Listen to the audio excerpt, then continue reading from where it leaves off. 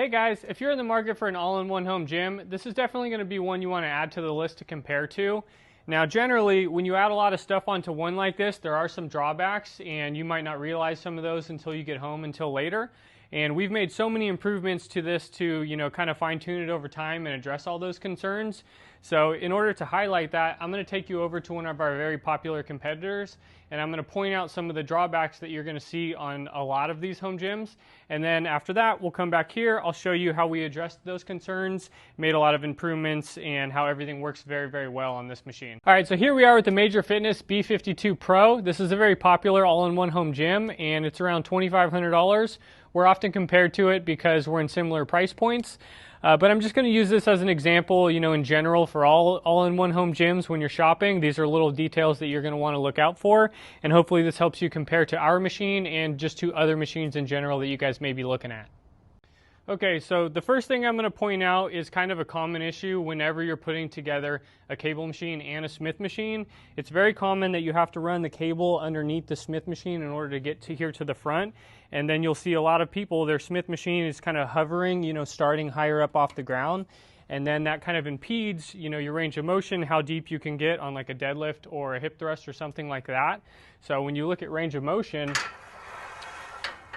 this is as low as we can get the barbell, and this is about 19.5 inches. To give you an idea, typical a barbell would sit with bumper plates around 9. We have our Smith machine down at 11, which is pretty much as low as you can get when you combo it.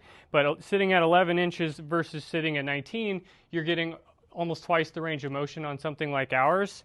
And I'm not going to be super critical of this machine, but on a lot of these cheaper ones, you'll see there is a lot of play, in the tightness and stuff that they build.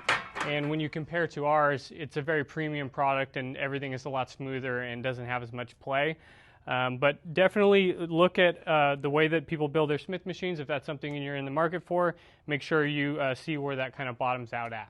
Okay, so another thing to consider is whenever you're looking at a cable machine and a weight stack, almost all of them are a 2-to-1 ratio, which means whatever weight stack you have, you're only able to get about half of that in your hands, which can, kind of matter if you're doing a compound lifts such as a low row. So this is a 170-pound stack on the Pro model, and that should equate to about 85 pounds in my hands. So for me, this is pretty easy. I could probably do about 30 of these.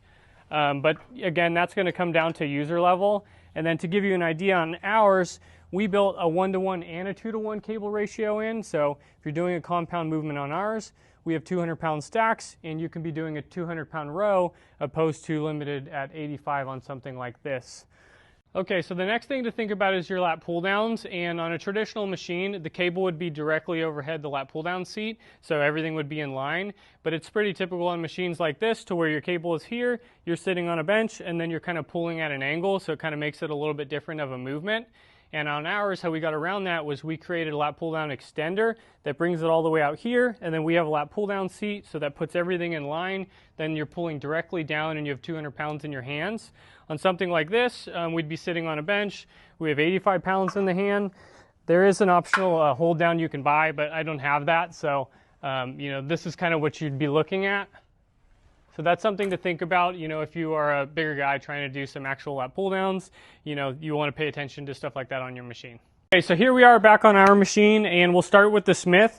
So you can see we ran our cable outside the Smith instead of under it, so ours goes all the way to the floor. So now you have barbell height of about 11 inches, and if you wanted to get down even lower, if you don't need your spotters, you could remove these, and that should take you to around 8 inches, which is even below what a typical Olympic height would be. But this is already really good, and you can keep your spotters on if you want them. So your spotters is if you need something to spot you for like a bench press, or if you wanted, a little bit extra safety, then you could just land on that. But if you don't need the spotters, you can remove those, and this guy would pretty much go all the way to the ground.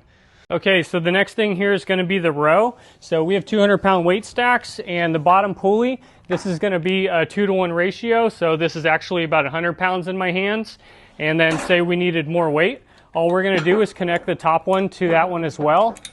And then now we just doubled the weight stack. So now this is about 200 pounds, and I don't think I'm gonna be able to do.